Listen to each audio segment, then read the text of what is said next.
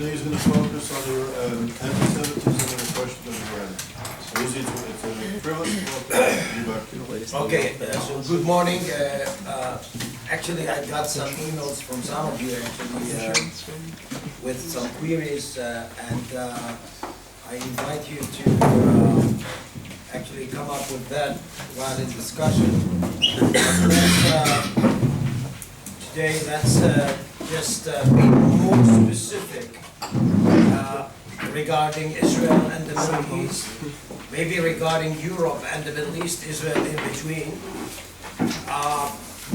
It goes without saying that the fierce rival of Israel in the last decades, since 1979, is definitely the Islamic Republic of Iran. Now, let me just give you kind of a short overview in order to, let's say, give you an idea of how things have been portrayed by Israel throughout the 20th century up to today's. Iran and Turkey, if you remember, we talked about that yesterday, were the only states in the region who defied and challenged the equation of church and state. It was Ataturk, as we said yesterday, who tried actually to separate church and state and come up with kind of a modern Turkey which is challenging the instrumentality or the dominance of the state. And he was followed by Reza Khan. Reza Khan was the first Shah in Iran. The last Shah was the Shah which was toppled in 1979, Muhammad Reza Shah. Reza Khan was his father. So basically what we got here is both Turkey and Iran, non-Arab actors, challenging tradition and religion, and trying to develop what was called a modern state, definitely in accordance with the art of state building which is practiced by the West. Technology, well-equipped army, not parliaments in the sense of the West, but definitely what we can say actually a Western-oriented state when it comes to its technology, interactions, and its position in the region and the world. For Israel, or tiny Israel in 1948, those two were from the beginning potential allies. Why? Because they emphasized the secular motive of human existence. They didn't use the cultural, religious dimension by which to differentiate themselves from the others. So Israel was to be given birth in 1948, with kind of an understanding that aligning yourself with the non-Arab state, Turkey, Iran, you can add Ethiopia, that was to create a triangle which wraps up the Middle East, comprised of non-Arab states, and create what actually was depicted by the Israeli foreign minister in the 50s and the 60s, the peripheral alliance, the periphery of the Middle East. Non-Arab states were to become potential allies of Israel, by which to minimize actually the danger which is posed by Arab states enveloping Israel. This is why 1979 constituted a breach in the geopolitical chessboard for Israel. Because 1979 was to change Iran from a monarchical regime to an Islamic republic. And that was the first time in the 20th century where Islam became not only the formal basic of law and constitution, now for all means and purposes, a major state in the Middle East was to become an Islamic republic.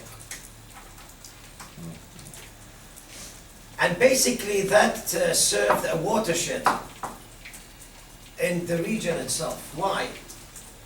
Because this year, 1979, brought in three main developments that were to change dramatically the whole region. And basically this year, 1979, is the point of departure to the understanding of nowadays Middle East. 1979. Three main developments. The first of which, look at this, because this is kind of geopolitical chessboard, which is very, very interesting. Until the 70s, the state that was to lead the anti-Israel campaign, the jewel of the Arab world, was Egypt. Egypt was ruled by Nasser in the 50s and the 60s. Nasser came up with the idea of Arab nationalism, a secular ideology because it's based on language and ethnicity, but still wrapped up with Islamic motives. And the first promise Nasser made in the 50s and the 60s was to save the Palestinians and to take revenge of the 1948, what actually Arabs and Palestinians call a Nakba. Nakba is sort of a catastrophe that was inflicted upon the Palestinians with the creation of Israel. So if you would like actually to deal with the opposed mirrors in the Middle East, when Israel is celebrating its independence, Palestinians are memorizing their Nakba or catastrophe. This is why actually in Arabic many would say يوم استقلالكم يوم نكبتنا. The day of your independence reminds us of our sorrow.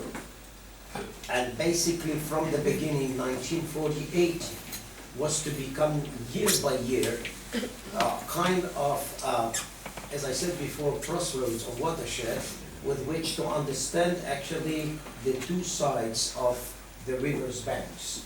Now, what happened in 1979 is change of the guard. Egypt, until then, was the most vitriolic in its campaign against Israel, was to be led by Anwar Sadat in the 70s. And this guy, for the first time, came up with something which was unheard of in the Arab world. With all respect to the struggle against Israel, we have a state to run. I'm just making a long story short. This is what Sadat has in mind, or had in mind. Of course, when Sadat came to the Knesset, the Israeli Knesset in 1977, that was something so big, because this was not only an Arab leader representing the greatest Arab state coming to Israel, speaking about peace, and of course, later on, from then on, what was left is just mere history. We are still here, 40 years after almost. The peace is still there, at least the agreement. Again, we said yesterday that peace is kind of a word which is very, very questionable when it comes to that kind of relations, but definitely the agreement is there. The irony was that while Egypt turned from black to white in the eyes of Israel, at the same year, Iran was to be turned from white to black with regard to Israel. So it is as if there was a switch here. Egypt took the role of Iran, one time Iran took the role of one time Egypt. And from then on, we got kind of an Islamic Republic that somebody has to get closer into the mind of the Ayatollahs in order to understand actually why Iran was to develop that way. At the same time, the same year, another development, very critical, is, let's see if we can, here. You know what, let's just stay with this, just to make sure that we are coming from Afghanistan.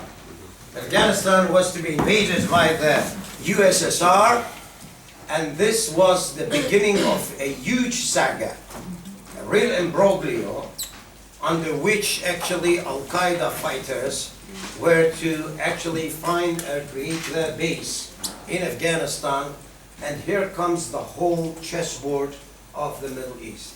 Just 1 year, many changes, and the one who would like actually to give himself kind of an idea of what's going on should really be updated about the recent developments and create kind of a new chessboard which is definitely fit to the 1979 events.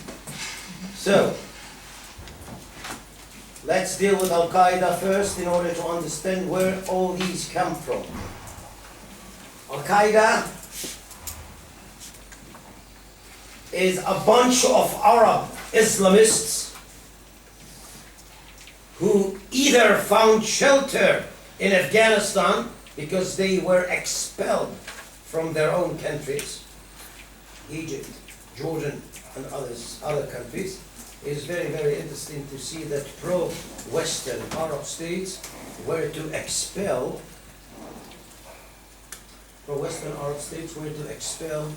Islamists, and they found shelter in Saudi Arabia first. Thereafter, actually, they were sent themselves into the region of war in Afghanistan in order to save an Islamic State from the invasion of the infidels, USSR, communist.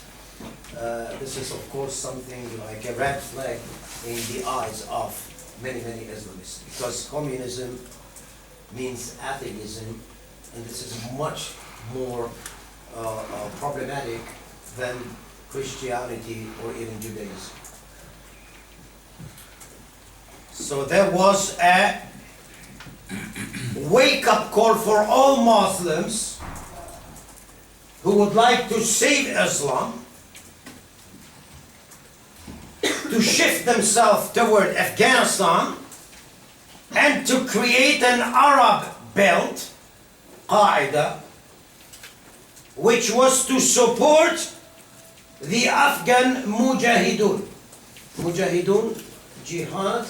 So what we have here is Afghani tribes wrap themselves up with the cloak of jihad, fighting the Soviets, but also supported by Arabs who were pariah in their own states, creating Al-Qaeda, and this was to become in 1988 kind of a mere fact, Al-Qaeda being run by Osama bin Laden, a Saudi billionaire.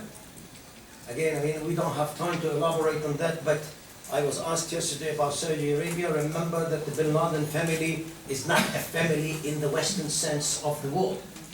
This is a huge economic tycoon. The father of the family actually was one of the people of the close entourage of the founder of Saudi Arabia, King Ibn Saud, or Abdul Aziz Ibn Saud. And in Saudi Arabia, the society is being melted, I would say, by the blood ties and intermarriage interactions of, let's say, leading families. So what comes first in Saudi Arabia and the Gulfian states to a large extent is not who you are, but what is your family, well, I mean, which family you are belonging to. That is very, very tribalistic in nature. So when we are getting inside the Arabian Peninsula, if we would like to add something to the things that we said yesterday, we have to be equipped with what we call actually tribalistic politics. Because that is definitely the one thing that should be discerned and be taken into account while dealing with that. I want you to look at this because, you know, this is the upheaval that created actually what we see today. First of all, Salafiyya plus jihad. Remember, we talked about Salafism. We talked about the Muslim brothers that were founded in 1928 by Hassan al-Banna in Egypt. Thereafter, there were branches of the brothers in Gaza, which was to become Hamas, Muslim brothers in Jordan, in Syria. But it's very important actually to put them right on the spectrum. Political Islam, or Muslim brothers, were to get control over countries or states with the passage of time. The notion was da'wah. Okay. Exactly. It will take time, but we are in the right direction. Those people who were together in Afghanistan fed up with that very, very gradual process. What they decided is to bring it in, and this is basically the actual point where Salafism and Jihad were to be merged together in order to create movements like Qaeda and thereafter ISIS. Afghanistan is the place where everything was to begin. So, on the one hand, in the stead of the network or the net of states and nation states, from Afghanistan, what was to rise is the flag of fundamentalist Sunni Islam. And alongside with that, the same year was to see the rise of Messianic Shiism in Iran. So this was the year where the Middle East was to be changed dramatically from a set of states to something which is to be measured by culture and religion. So just for example, there was a war between two Muslim states from 1980 to 1989. It was called the Iran-Iraq War. Political scientists took it as a bilateral war. Why? They have mutual boundaries. And that could be explained economically, geopolitically, or whatever.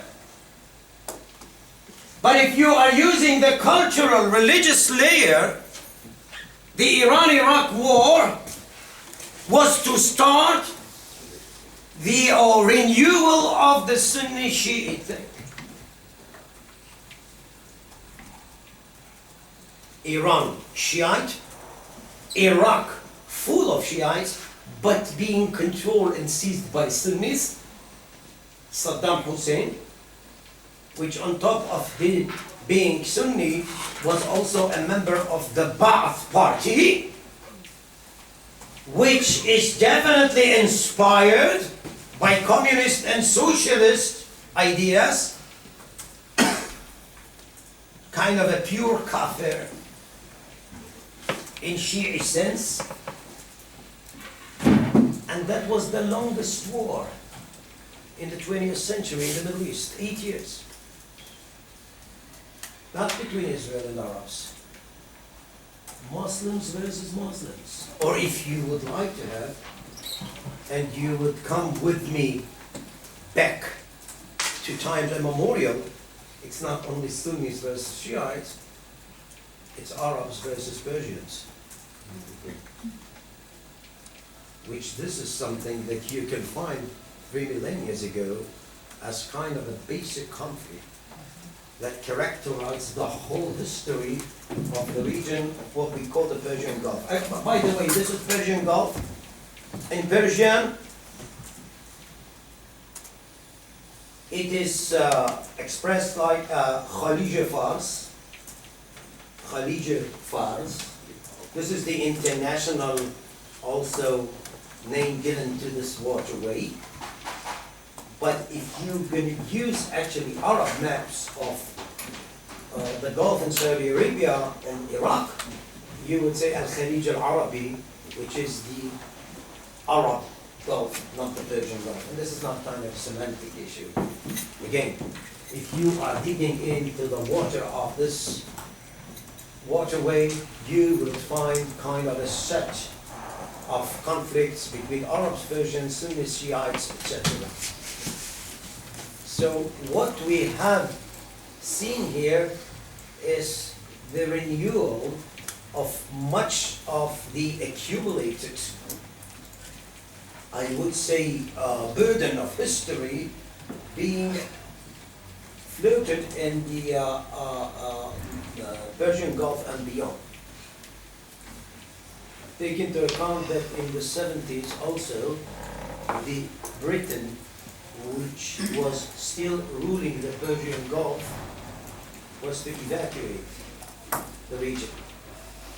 So there was kind of a geopolitical contest between the three big, Iran, Iraq, Saudi Arabia, on who is going to run the Gulf. So this is very important for me actually to tell you, because you know, I mean, many people actually explain the history of the Middle East, especially in the 20th century, while following actually 1948, 1967, 1973, 1982. I mean, actually it is becoming kind of a chronology of the wars Israel actually conducted with the Arabs. What we got here is kind of another offer by which to balance things and look at things as kind of, I would say, kind of a set which is much more problematic and should be seen from different angles. So while the Iran-Iraq war can be seen as kind of a separate war, well, this was the opening of the gate of hell, basically. Sunnah and Shia were to come to the fore, and nobody knows nowadays how you're going to solve it out. I happen to see many, many friends, Americans and Europeans, who ask me time and again, how can we solve out the dispute or the conflict between Sunnis and Shiites? A Western question. Why? It seems as if Sunnis owe something to the Shiites that was taken deliberately or vice versa. So this is a very mechanic understanding of the conflict. Conflict is being based on materials. What you have to do is just to bring it back, and things are going actually to status quo ante. There is nothing to be brought back when it comes to Sunnah and Shia. Nothing. It's a folkloristic, cultural, religious animosity that comes from times immemorial. Of course, when I wrote about that 15 years ago, and I've been to Germany. I think it was, it was Germany, and there was a kind of a presentation given by me actually about the Sunnah and Shia, and I remember actually what was said by a professor who is specializing in Islam. And you know, the German Academy is full of specialists when it comes to classical Islam and the origins of Islam, and they are really actually first class or first rate researchers. But again, it is very problematic to implement your theoretical understandings and knowledge when it comes to real life if you haven't got a clue about how things are going to run in real life. And I was to get kind of, let's say, I was to get kind of an, thank you, Professor, for your well-delivered presentation, but we cannot forget that you are an Israeli professor, which is right, who would like to belittle the Palestinian-Israeli conflict and create kind of a conflict which is basically is not there, but you are so biased that you are bringing it to the fore. That was very interesting because I wrote this article about the Arab fears, Iranian threats, and even in Israel actually nobody thought that this is something that should be taken seriously. Passing phenomena. After all of them are Muslims. So this makes actually life easier when you are coming up with kind of a broad strokes, and when you use those categories without getting into the complications or complexities that must be found there. The rest is history. Why do I say folkloristic? Because when I was in Doha, and I visited Doha several times, the capital city of Qatar, I remember once when I asked actually one of the hosts, Arab of course, what is that you are so suspicious and so hostile when somebody is mentioning Iran and the Shia? I really wanted to understand that. And then I understood that their reply is not to be given in rational terms. It is folklore, emotions, whatever. They said this is kind of a rhetoric question. There is no answer to that. This is an axiom. This is how they are. They are evil, they are cunning, they are shrewd, they are not to be trusted, and beware of them. What are you going to do with that? This is not something to be sold out by negotiation. How can I persuade you that I'm not the guy you say I am? How can we change kind of a fixed ideas that were installed in the mind of many since their childhood. Remember, if you would like to solve all the problems of the Middle East, start with educational revolution. Don't look for a messiah, either Netanyahu, Abu Mazen, Sisi, whatever, that would come with a kind of a winning formula to solve all the problems. Educational revolution. The problem with that is that the outcome, the positive outcome, is not to be seen tomorrow. So we are doing that for these generations, not for ourselves. Are we ready for that? I'm not sure. Because we would like to have an instant peace. There is, of course, in Israel, kind of a movement which is called Shalom Achshav. It's not only peace, which is a pie in the sky. It's a peace now.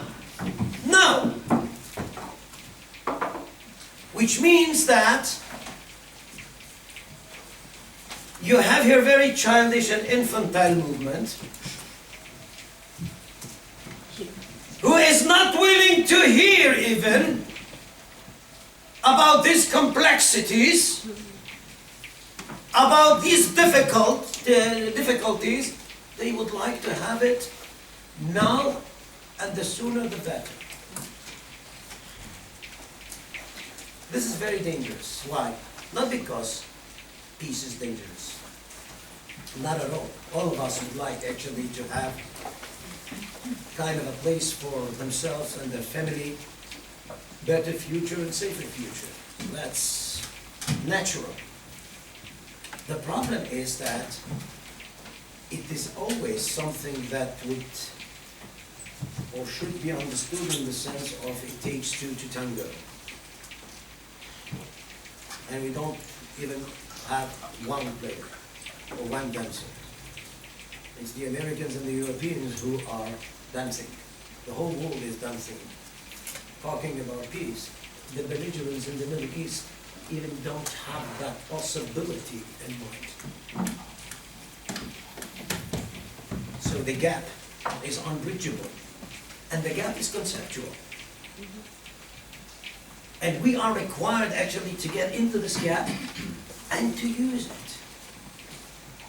Otherwise, we are coming up with a very artificial reading of the reality, which is very, very dangerous, of course. Two things about Iran, and I'll try to be brief about that. What happened in 1979 is not only the toppling of the Shah. This was an Islamic Revolution. And Ayatollah Khomeini was to come from France by an Air France airplane.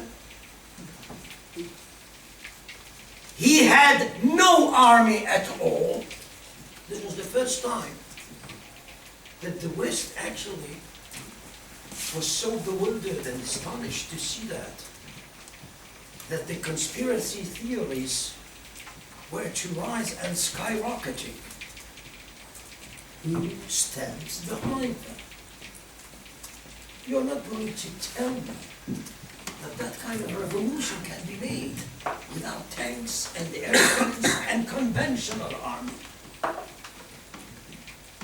The Americans were of the opinion that the Reds should be found behind communists. And they gathered that with the USSR invasion to Afghanistan, which is adjacent to Iran. So that was actually become in their mind kind of a domino effect, which is definitely being run by the Soviets. But Khomeini, once he came into Iran, declared that what he has to actually declare from the beginning, this is Jamhuriya Islami. Jamhuriya Islami, Islamic Republic. What does that mean? That we do not tilt neither to the west nor to the east. we are the third fresh international play. Neshark, Nerar, which means neither east, nor east in the sense of USSR, nor west, Jamhuriya Islami Taqat. It is just an Islamic Republic. So what does that mean? We haven't had that kind of a thing before. How are we going to grasp this whole initiative? And in the new flag of the Islamic Republic, 2 slogans were to be written on the wall from the beginning, which could have explained to us what Jamhuriya Islami is. The first of which is that the ruler has to be a brilliant cleric. Grand Ayatollah. So the Islamic Republic said loud and clear, we are not going to let regular people, kings or whatever, to run state and societies. Only the knowledgeable religious cleric would lead the state. This is called in Persian, Velayat al-Faqih, the rule of the jurisprudence. So, until today, the supreme leader in Iran is not the president. Don't make a mistake about that. It's not Rouhani, it's not Javad Zarif, it's not the government. These are civil servants, not more than that. The supreme leader, by all means and proposes, is Grand Ayatollah, Ayatollah Uzma in Persian, Ali Khamenei. Not Khomeini, which was the founder of, but Ali Khamenei. So when you hear about elections in Iran, and you praise the democracy in Iran, remember that the elections are not going actually to decide or to vote for who is going to rule Iran in terms of ayatollahs. Only ayatollahs would dictate who would be the ayatollah who is going to run the state. So this is a very limited democracy in the sense of that.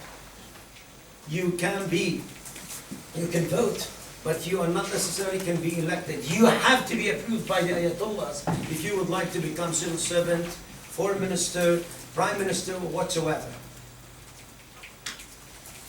That for one. Second, the problem with this Islamic Revolution was that from the early day, from its outset, it declared that the revolution is not to be confined to the Iranian perimeter. Not at all. And what they came up, and there was the second slogan on the flag of the Islamic Republic, Sudur Engela, which means exportation of the revolution. For that purpose, what was to be created is what we call and know Pastaran, which is revolutionary guards. This is kind of a satellite which is following closely what's going on in the neighborhood.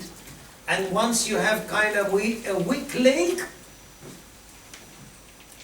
like Shiites in broken Lebanon, or Shiites nowadays in Yemen or in Iraq, you are going actually to appropriate local Shia, which basically is deprived of economic and political rights, support it, and create kind of a proxy for yourself all over the place. So this map is misleading because it is fraught with pro-Iranian Shia militias almost everywhere. And this map cannot read that. It does not specify that.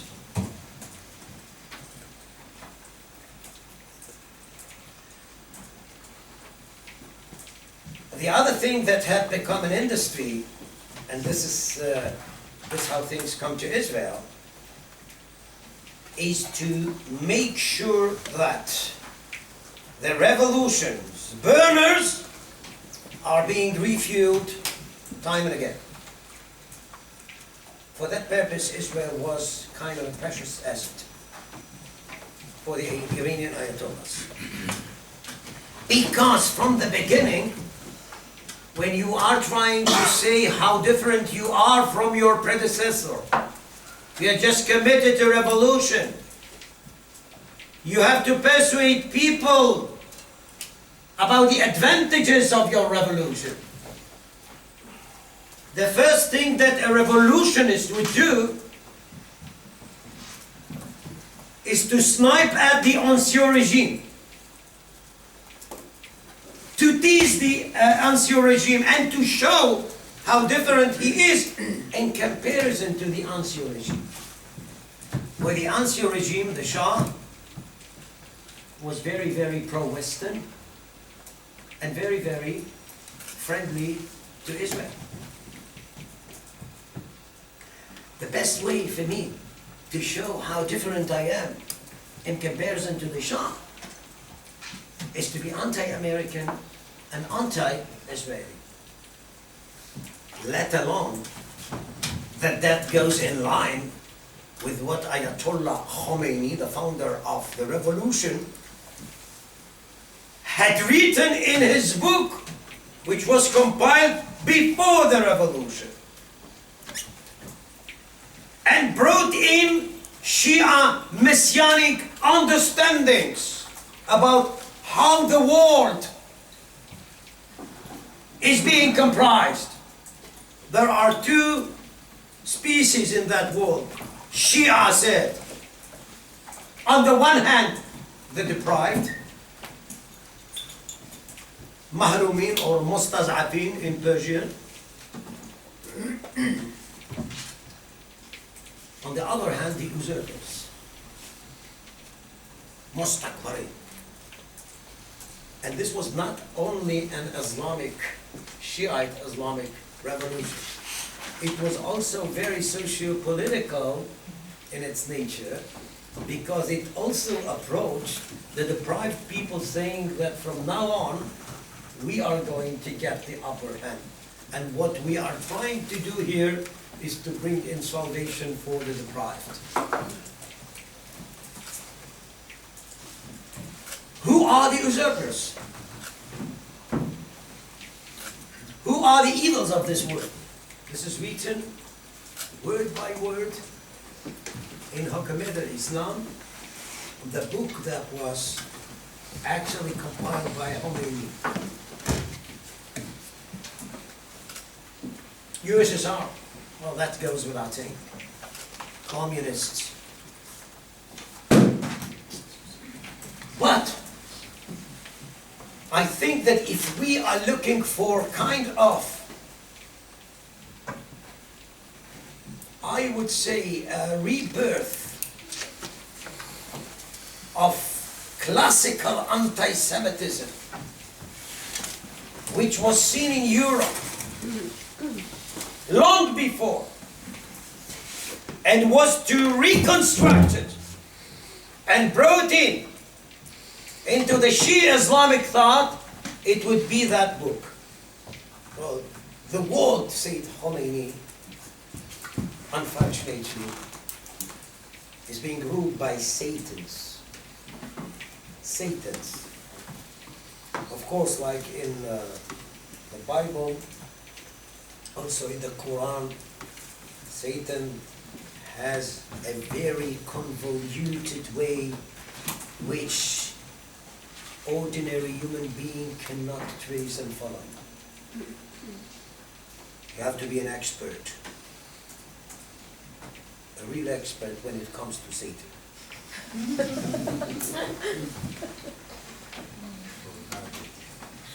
The thing is that Khomeini immediately targeted the great Satan. The great Satan was definitely the United States of America. Shaitan Bozorg. This is how it is expressed in Persian. The problem is, if there is a Shaitan Bozorg, if there is a great Satan, there must be a little Satan here or there. And the little Satan, how surprising, Shaitanic cheek. Was Israel. And that was to actually be gathered through this whole history that was portrayed by many Arabs, Muslims, that Israel is not a mere coincidence. Israel was created in 1948 in tandem with the Western evacuation of the Middle East. So basically, Israel is a leftover of the grand dinner or meal the West had in the Middle East. A bridge through which to always return when it is needed to reuse Middle Eastern resources. So basically the primordial sin of Israel in the eyes of Islamists is not necessarily its Jewishness, as many think. Because many would think that the primordial sin is Judaism. Well, that's a sin. But that's not the main thing. The main thing is that Israel is part of a grand design, a conspiration. It is the ugly tail of the Western dog. I'm just quoting Khomeini, it's not my words.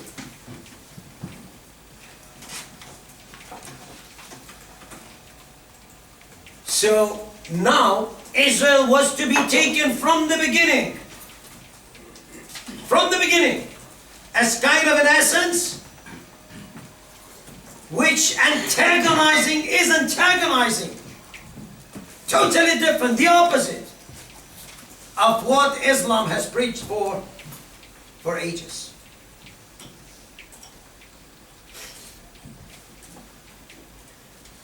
So what I'm trying to give you, I offer to look at things, and I have had so many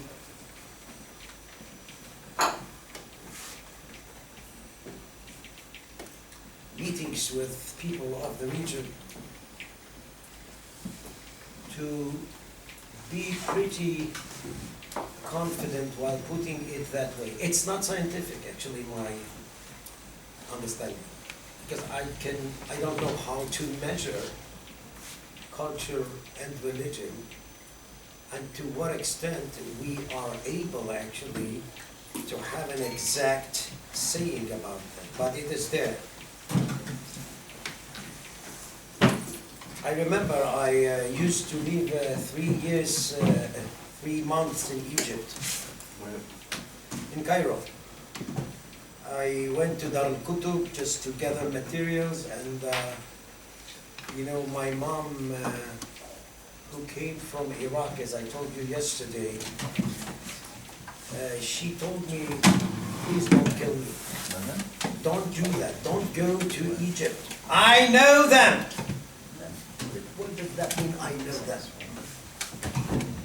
What does that mean, I know them? This is something that tells you that, you can definitely be an expert on the Middle East, but believe me, you know nothing.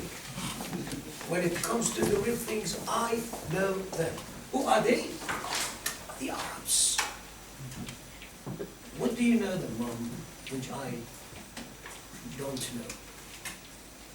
First of all, don't present yourself. Don't introduce yourself as a Jew. Why? There was no answer. This is it. If you ask me why, it means that you are far away from what's going on there. It is so obvious that there is no reason to ask why. And I mean, there was 25 years ago, when actually the winds of spring were there with the Oslo agreement. Peace was at the gate. People were promised in Israel that we have crossed the no return line. With my lips, no return line. Yes, there will be conflicts. Yes, there are many disputes, but all of them are going to be solved out at negotiating around the table. No need of battlefields anymore. And basically I was trying to persuade my mother. And you know, because we are Jews, and you know, we have our psyche too. We talked about that yesterday. Just to be on the safe side, why should I introduce myself as a Jew if I speak Arabic and I'm coming from Palestine? Just for the sake of my mom, I was to introduce myself as a guy coming, not from Herzliya, of course, because that is very, very Israeli. Akka, which is Acre. And I met wonderful young Egyptians who were at my age then. They hosted me. I learned a lot there in Egypt. But you know, actually I was, for them, a Palestinian. And I have to tell you that before I left, I felt very, very bad about that. Because I respected those guys who hosted me and were so nice and generous. So I decided to tell them who I am. And I first told them that, you know, I'm not the guy you thought I am. And one of them, Munir, says, I knew that. He said, هذا مسيحي. Which means he is Christian. There are Arabs who are Christians. And I said, it's neither that. So what are you? He asked me. I told him that I am a Jew. And you know what he said? Bukra fil mishmish. I know how a Jew is looked like. You can't be Jew. What I'm trying actually to just bring in is the you know, set of stereotypes you have here, which is much greater than reality itself. And it is so well entrenched there that if you would like to deal with that, you have again, as I said before, start up with educational revolution, respecting the other. You have to teach about the other. You have to know who the other is. Otherwise, it remains obscure as something not to be even understood because it is an ultimate evil. You know, when Ali Khamenei, I'm just bringing him to a different level, when he was asked actually about Trump's coming to the fore, and you know, when Trump came to the fore, there were accusations within the Iranian parliament against Rouhani and Zarif, who actually orchestrated this whole thing with the United States. This is the nuclear deal and all that stuff. And Ali Khamenei said, well, I am not surprised. I said from the beginning that you should expect nothing when you are dealing with an ultimate evil. And America is an ultimate evil. Now we can take it as a gimmick, but here is the thing. These guys do believe in what they say. These guys do believe in what they say. That's the problem. Of course, the main thing that we have seen there while dealing with Iran, and remember that there was that guy Ahmadinejad, and of course there was a day-by-day kind of, I would say, a slogan which was heard time and again in Iran, almost every morning. It's not only that they do the parades of the Quds Day. Quds Day is Jerusalem Day. It's not only that they are doing actually those, let's say, festivities which are commemorating the Shiite suffering from 680. It is called Ashura, when they beating and hitting themselves until they bleed them, actually. It's not that. It is that the new pariah for them was Israel. And there were two things that were made about Israel. First of all, Israel Bayad Ma'asharat. What is Israel Bayad Ma'asharat? It means that Israel should be evaporated in no time. Israel should not exist. It hasn't got the right to exist. It's not that let's sit and see how we're going to get a compromise. Remember that. It's questioning the right of Israel to exist. And it's still there until nowadays. You want here an Ayatollah mentioning the name Israel. By the way, the deposed president in Egypt, Morsi, was to rule 1 year. We were following his speeches desperately, trying to find even one time the word Israel. Not even one time. It's kind of a Zionite entity. Kayhan Zayur. The same goes in, of course, with Sisi it's totally different because I explained that yesterday. But what happened in Iran is that a president, elected president, Mahmoud Ahmadinejad, turned it into an industry. And there were two main facets here, or two main dimensions in this industry. The first of which is denying the Holocaust. Denying the Holocaust. Why?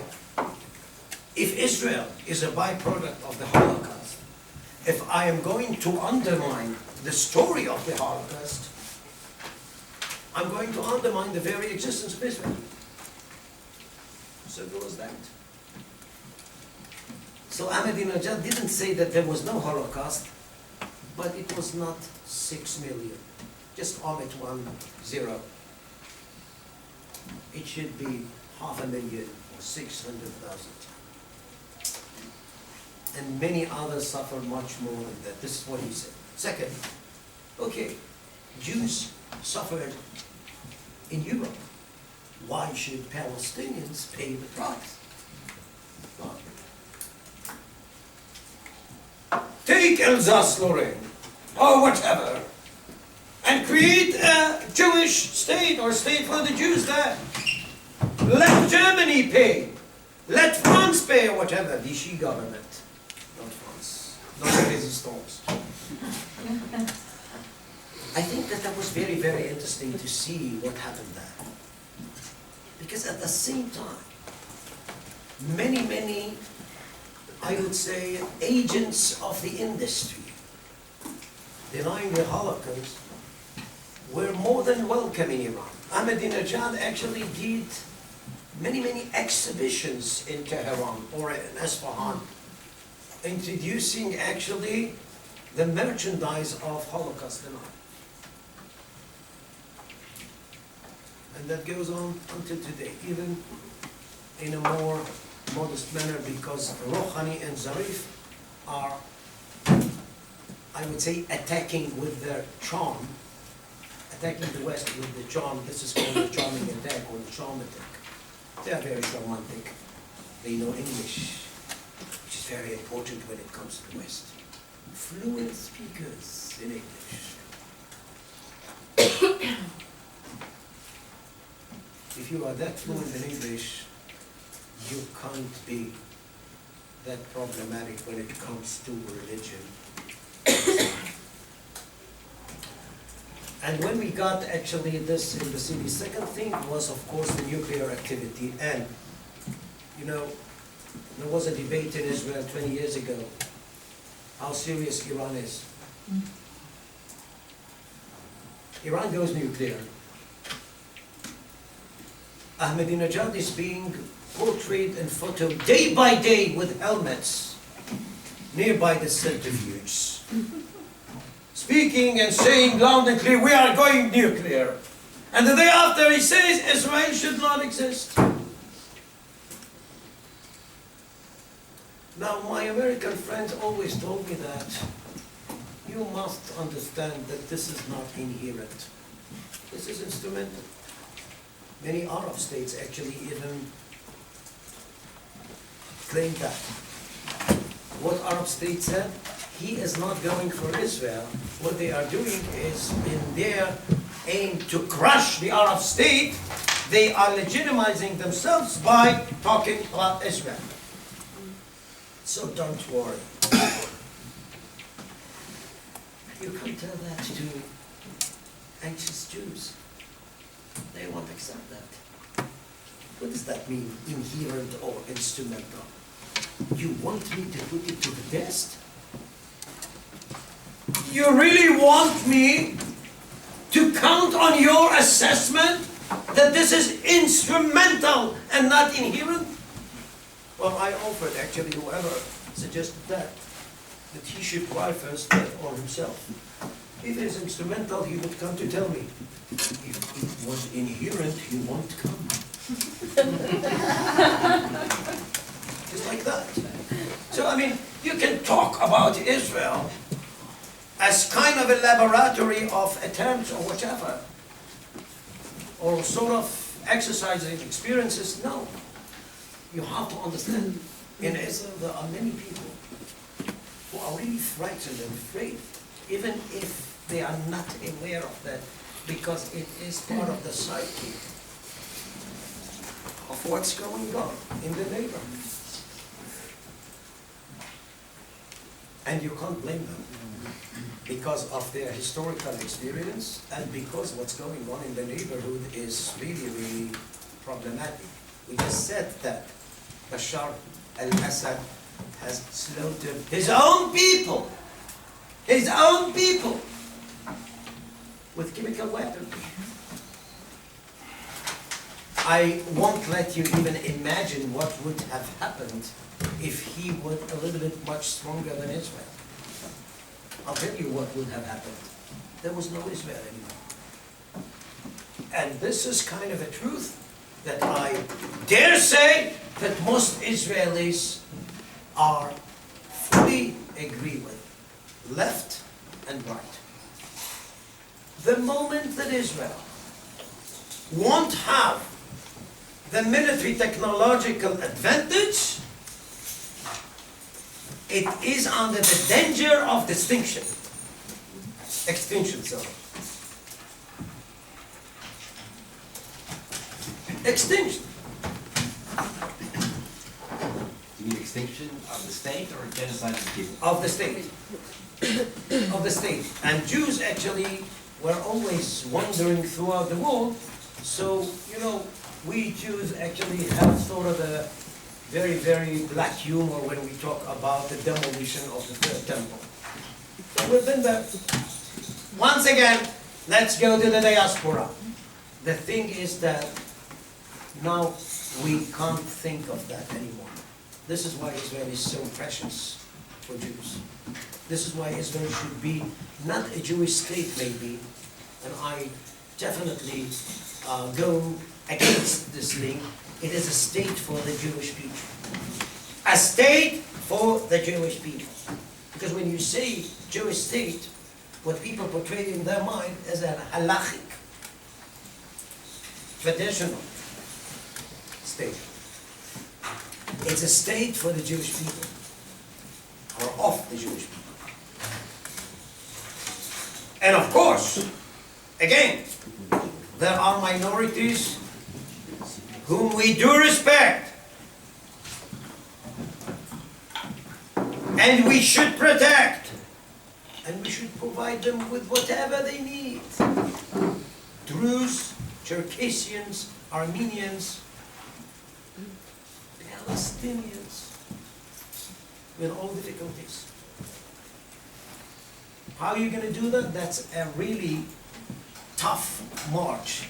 But we have to be there if we would like to preserve Israel as a state for the Jewish people and at the same time remain the only democracy in the Middle East. Look at what's going on in Turkey. Many friends of the Turkish academia are actually fleeing from Turkey or being put in prison. The Sultan actually is acting. Erdogan. Look at Iran. So what we have now is kind of a change of the atmosphere or the climate here. And that comes from 1979, because Al-Qaeda was to become ISIS in Iraq. And if you ask me, what happened in Iraq in the post-2003, how ISIS came to be so strong, he was assisted by many people who used to be officers in the Sunni army of Saddam Hussein. They knew the place. They were pretty able with using the ammunition and the weaponry that was left by the Americans. And this is how ISIS became sort of an amalgam of sword and book. So I think we can stop here. Is that okay? And if you have questions or something that you would like me to elaborate on, yes, please. Sometimes it's very difficult to understand that so many intelligent people, leaders of the Western world, cannot follow or understand your way of thinking or the concept about the Arab world.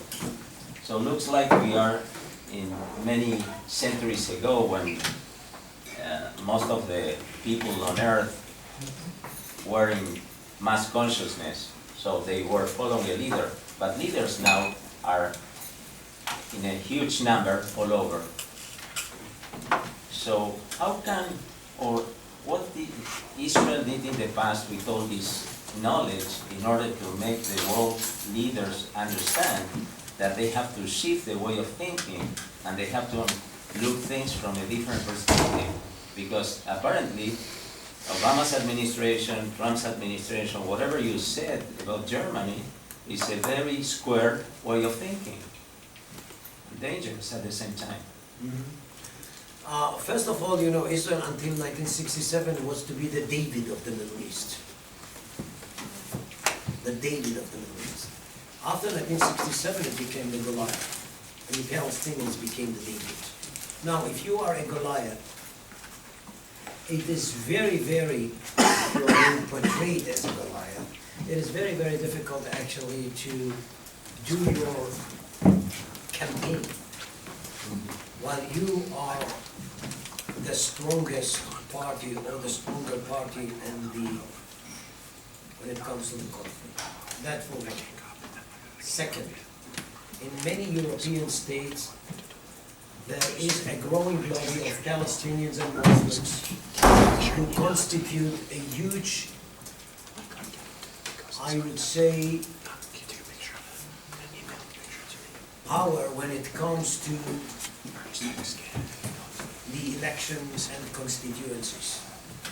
So I found myself in Scandinavia, in some West European states, talked to some people who are part of the mechanism of policy makers. And between the lines, or beneath the lines, what I heard is kind of nuances that, well, we have to take into account that these people could vote against us if and when we are this and that. Some put it bluntly, and I would like you to hear that, Charles, because this is very interesting. Some said, small talks, not publicly, of course. You know, in public you can hear nothing because it's just nothings. Small talks is the right place where you can hear some things. How about that? I was shocked when I heard that, but when I heard it, but later on I must,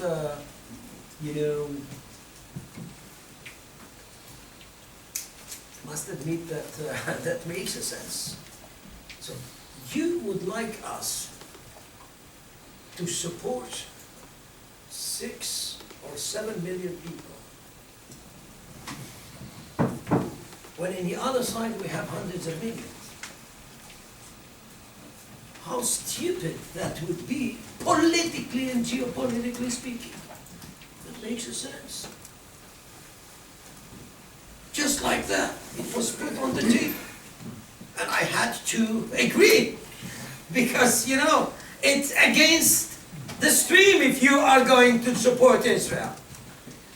So we have many, many problems in Israel. Israel has many, many problems while trying to explain itself because of all these things. Now, what I can tell you is that nobody thinks the way the West thinks deliberately. What I'm trying to tell you, this is the way of the victorious. This is the way of the victorious shaping his mind. You know, if I am the victorious part, Britain, France, mission civilisatrice, Great Britain, I know what they should do. They don't understand. They are the natives, you know. And since I am the best, and since my system is the best, if I'm going to implement my system there, it's a win-win situation. They're going to be benefited from that, and me too, because I'm going to deal with people who are familiar with my notions. You know, you don't have time. The victorious does not think about the other in terms of culture and ideology. Why? Because he is the victorious. And this is a very cynical and cruel world. I'm not blaming here, believe me, it's not a blame game. You know, I mean, if I'm going to talk about Israelis and Palestinians, and I did it a lot, and I explain it to our policymakers and people of the Foreign Office, you're not coming up with, we are the righteous part, they to be blamed, period. This is not an explanation. So we are not dealing with blame game. That would be a mistake. What we have to do is to explain what we are saying. To explain what we are saying. To make you much more knowledgeable about the way he thinks about himself. Not what you should think about him by your own standards. So my job, or my mission, is to bring my students to the back of the mind of their topic under review.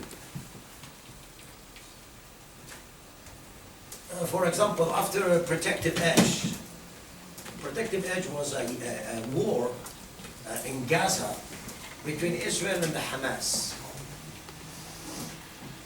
Hamas waged the war against Israel.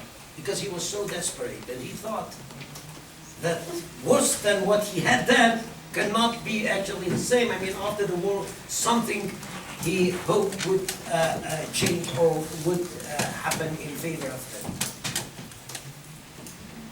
And you know, I was invited to the parliament in Canada, in Ottawa, to deliver a speech about what they call protective edge.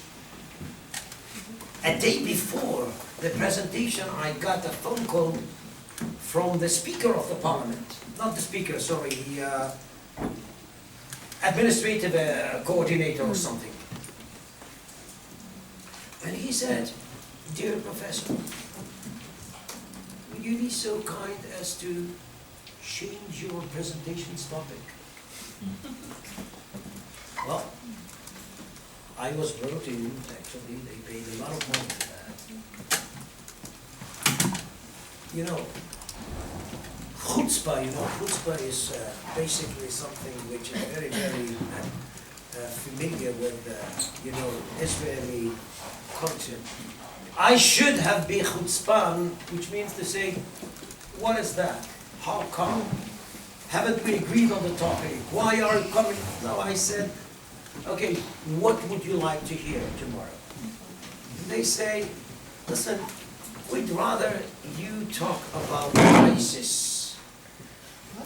ISIS is Islamic State in Iraq and Syria, it's dying. Because the Israeli-Palestinian thing is becoming too redundant. Every other year you have kind of an affair there. Talk to us about ISIS. And I talked about ISIS. 1 hour presentation. Let me give you the first comment coming from an MP after the presentation. He said something like, "Wow, that seems very threatening. I wonder what are you going to do about that?" And I asked him, "Who is you?" He said, "Israel, of course." You know why? Because the 20th century taught people that when you have a problem in the Middle East, it would be, to a large extent, the problem of Israel. I said, of course, that it's very strange because I was about to ask you the same question again. I don't know about that. And he said, "Us?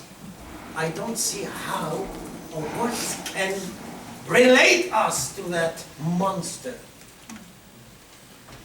Hand of God or hidden hand." 3 weeks after that, in the same parliament, in Ottawa, a Canadian of Muslim origin, equipped with a Kalashnikov, murdered the bodyguards there or whatever,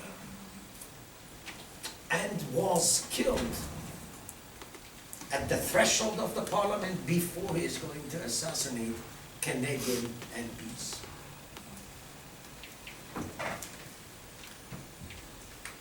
It's not that people deliberately think like that. ISIS was taken as something of the Middle East.